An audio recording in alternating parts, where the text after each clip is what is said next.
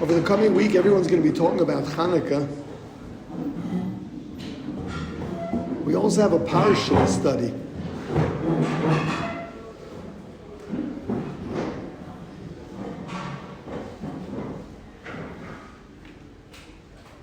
After all, the Chumash does predate Hanukkah.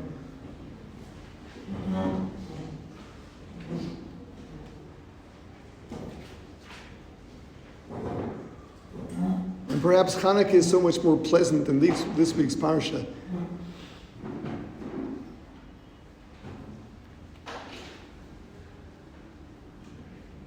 But we really can't ignore it.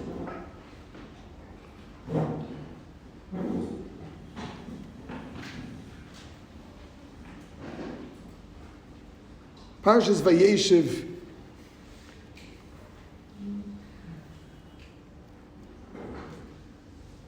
it's the story of Yosef and his brothers, the beginning of the story. The tragedy of Yosef and his brothers.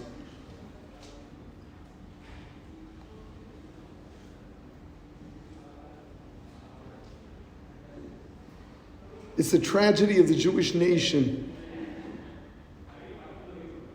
that hasn't ended.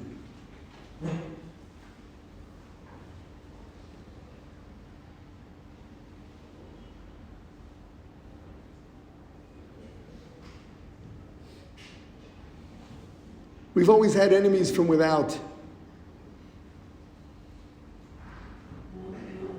But our own inability to get along with one another has caused so much more damage.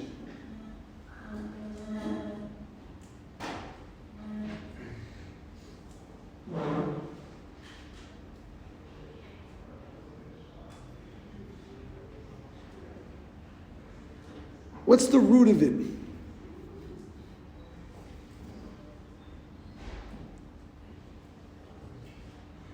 Well, what is it that we've got to do in order not to be caught up in hating one another?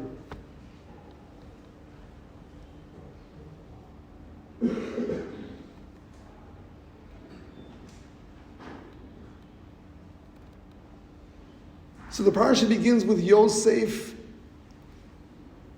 Yosef saying awful things about his brothers to his father. Yosef, who was his father's favorite, understanding whom we're dealing with. This is Yaakov Avinu. His favorite must mean that Yosef was the greatest of the brothers. And he taught him everything he knew.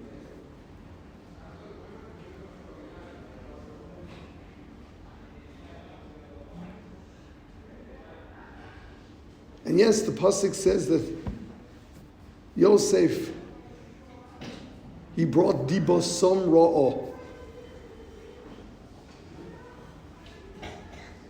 Nasty things about his brothers.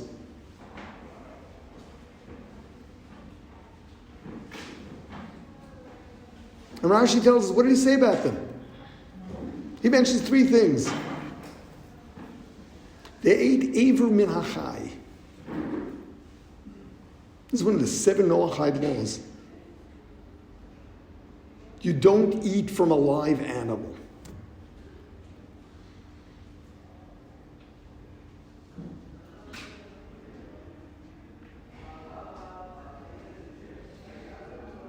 He was accusing them of pulling limbs off live animals and eating them.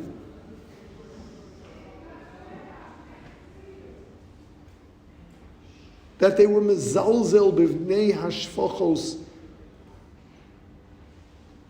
Remember, Yaakov had 4 wives. It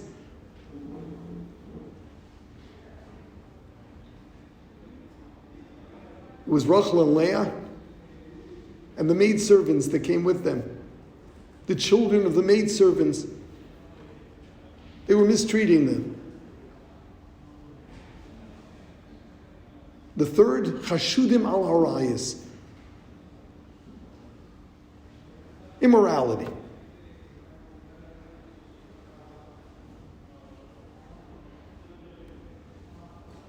Come on. These were Yaakov Avinu's children. The Shvatim, all of Klal Yisrael came from them. Yosef accused them of these outrageous things. Obviously it wasn't true. And that's where it all began. How could he say such things about them? The Maharal in Gur Aryeh, the beginning of the Parsha, he says something that is just so right. He says, yes, indeed, Yosef was the greatest of his brothers. He was on a different level. By his standards, they were guilty of awful things.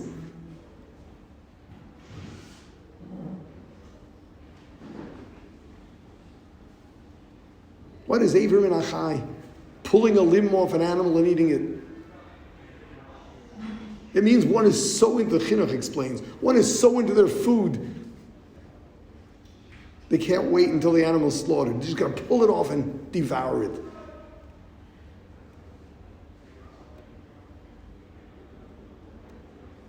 His standards in how a Jew is to eat were somewhere else. When he saw his brothers eat, by his standards, it was like devouring a live animal.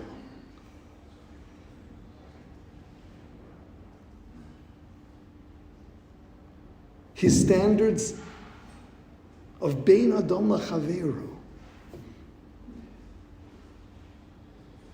were such that by his standards, the brothers were mistreating those who were the sons of the maidservants. By his standards.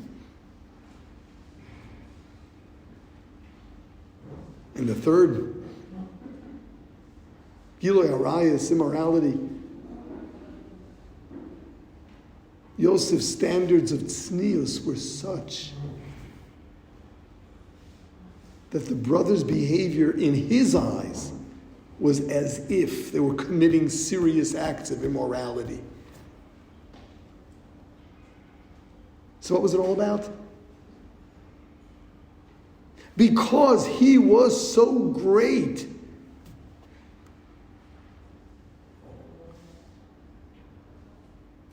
he saw them as terrible.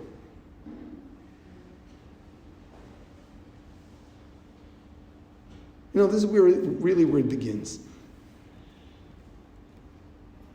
Why is it that we're critical of one another? In what areas are we critical of one another? Areas that speak to us, areas that come naturally to us. And anyone who's not like that, obviously, is evil.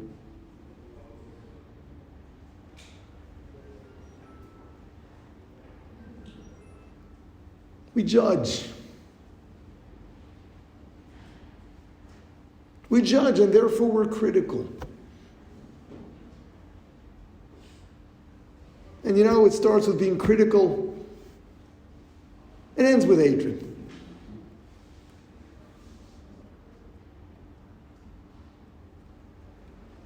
We're no Yosef Tzaddiks. But we've got our appreciations, we've got our values.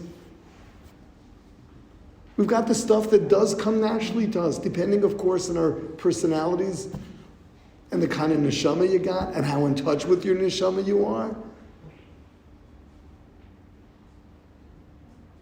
And anyone that is lacking in an area that to you is just so simple, it is so difficult not to condemn.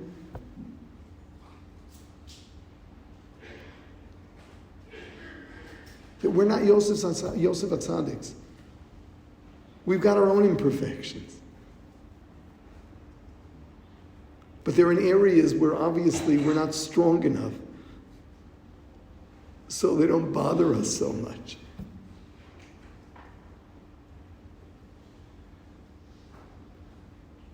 The idea of judging one another.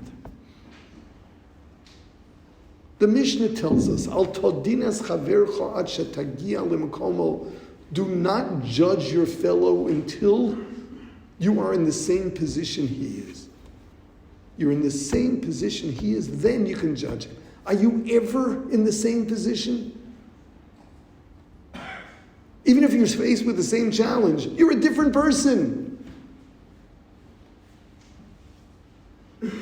You may have strengths that he doesn't. He may be up against so much more than you are. Superficially, it's the same situation.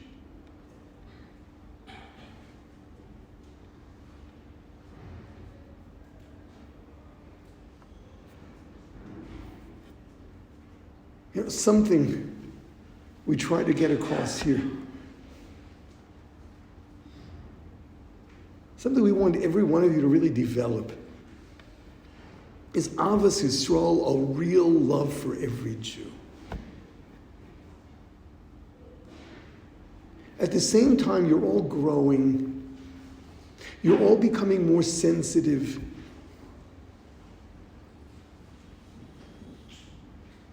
You're developing appreciation for values. And because of that, it's difficult not to be critical, be it of family, friends, other Jews in other places, sometimes even fellow students, roommates.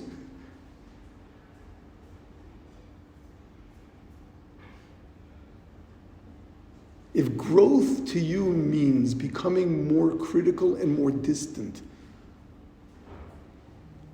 you're headed in a dangerous direction.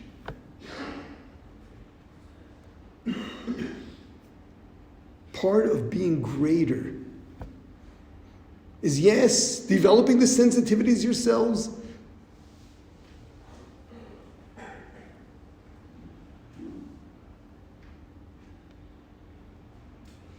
I mean, the first example is speech. Shmiras halashon. We're so careful in the way we speak. Become sensitive to it. And you hear others who haven't developed those sensitivities. It's hard not to look down at them. But greatness means to be able to become greater and greater and greater without looking down at the people that aren't there.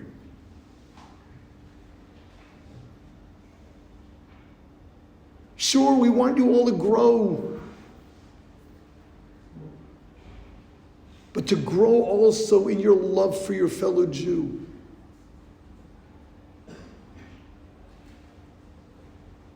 Your respect for people that don't have your sensitivities.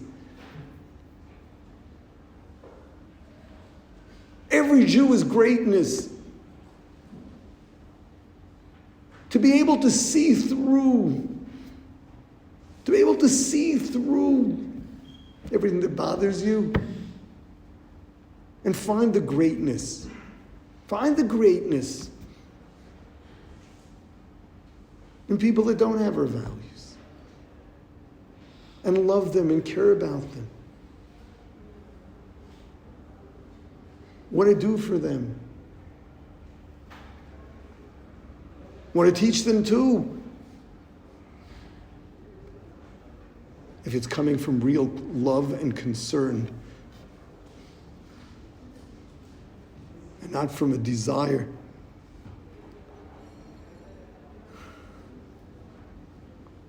to get more points in heaven because you made somebody else religious.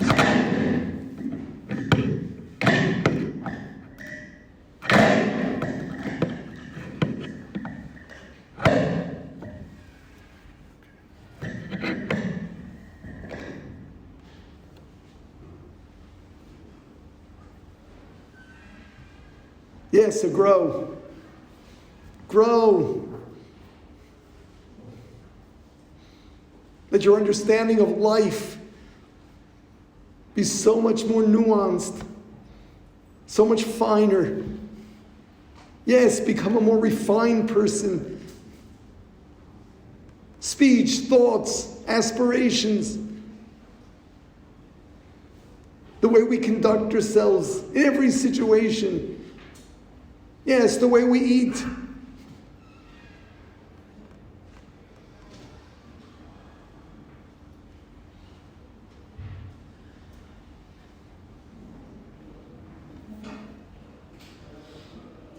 But even more so. Even more so. Become great enough to love every Jew.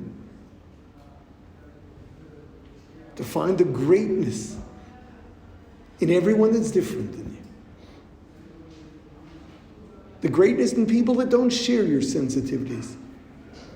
They have no idea of what these values are about.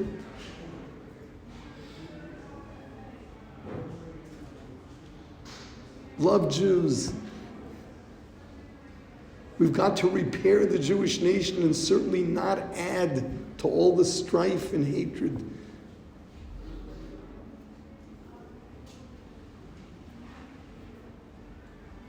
So one day, the whole of Klal Yisroel will be one.